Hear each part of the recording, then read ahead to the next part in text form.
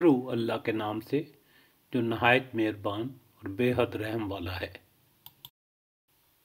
جو لوگ ایمان لے آئے اور نیک عمل کرنے لگے انہوں نے پہلے جو کچھ کھایا پیا تھا اس پر کوئی گرفت نہیں ہوگی، بشرطے کہ وہ آئندہ ان چیزوں سے بچے رہیں جو حرام کی گئی ہیں، اور ایمان پر ثابت قدم رہیں اور اچھے کام کریں۔ پھر جس چیز سے روکا جائے اس سے رکیں، اور جو فرمان الہی ہو اسے مانیں۔ پھر خدا ترسی کے ساتھ نیک رویہ رکھیں، اللہ نیک کردار لوگوں کو پسند کرتا ہے۔ اے لوگو جو ایمان لائے ہو، اللہ تمہیں اس شکار کے زیرے سے سخت آزمائش میں ڈالے گا جو بالکل تمہارے ہاتھوں نیزوں کی زد میں ہوگا، یہ دیکھنے کے لیے کہ تم میں سے کون اس سے غائبانہ ڈرتا ہے۔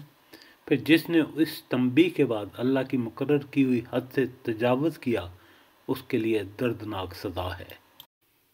اے لوگو جو ایمان لائے ہو، احرام کی حالت میں شکار نہ مارو، اور اگر تم میں سے کوئی جان بوجھ کر ایسا کر گزرے تو جو جانور اس نے مارا ہو اس کے ہم پلہ ایک جانور اسے مویشیوں میں سے نظر دینا ہوگا، جس کا فیصلہ تم میں سے 2 عادل آدمی کریں گے، اور یہ نذرانہ کعبہ پہنچایا جائے گا، یا نہیں تو اس گناہ کے کفارہ میں چند مسکینوں کو کھانا کھلانا ہوگا، یا اس کے بقدر روزے رکھنے ہوں گے تاکہ وہ اپنے کیے کا مزہ چکھے۔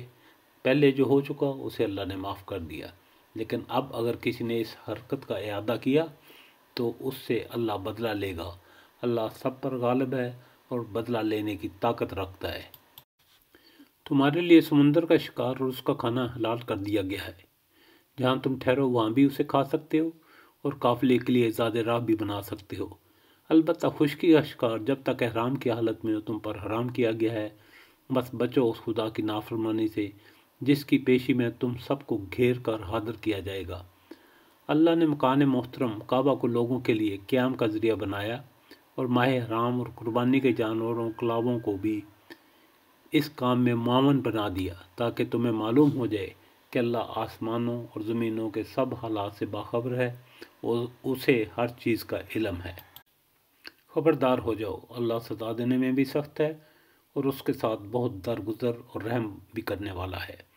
رسول پر تو صرف پیغام پہنچا دینے کی ذمہ واری ہے، آگے تمہارے کھلے اور چھپے سب حالات کا جاننے والا اللہ ہے۔ اے پیغمبر صلی اللہ علیہ وسلم، ان سے کہہ دو کہ پاک اور ناپاک بہرحال یکساں نہیں ہیں، خواہ ناپاک کی بہتات تمہیں کتنا ہی فریضہ کرنے والی ہو۔